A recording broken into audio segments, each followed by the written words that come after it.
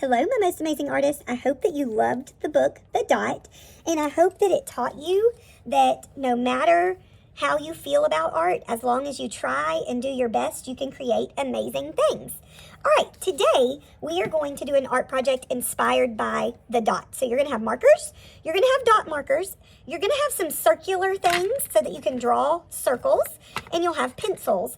And what you're going to do is you are going to decide if you want one big dot. So you might put this down and trace it right in the middle like this. You have to hold it down, especially if you're kindergarten or first grade. Hold it down tight. And then you trace around. You have to keep it still.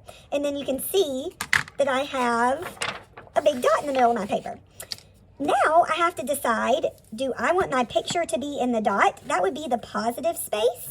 Or do I want my picture to be around the dot, just like in the book, where she did her art around the dot and left the dot blank. So here is a positive space dot. Her art is in the dot. This is a negative space dot. That's when the art is around the little picture or in the background space. So you decide. Or maybe you want to do lots of little dots. So let's see, I got me another sheet of paper here. Here we go.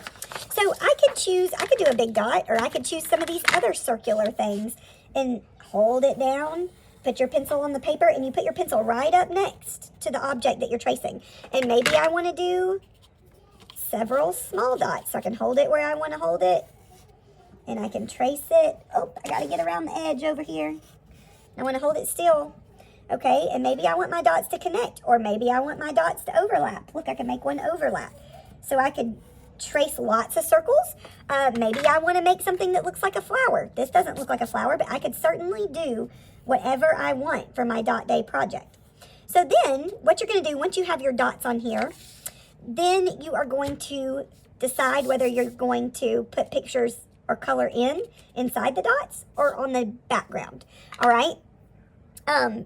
Okay. So I'm going to put this one aside, and I'm going to show you this one. So let's say that I want to create a picture inside my dot.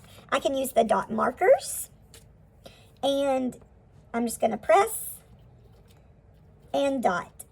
And these dry pretty quick. So let's say that I'm doing this, and then when this dries, I could even use these markers to draw on top.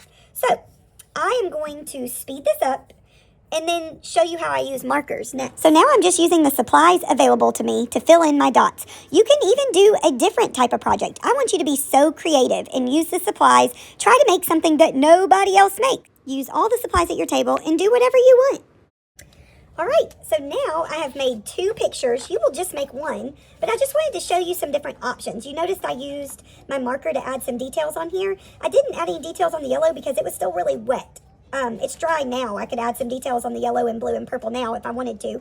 But you're either going to have one big dot. You could have one big dot and work on the outside, which is the negative space, or you can make lots of dots. Do you have to do faces? No. Your dots can be any picture that you want.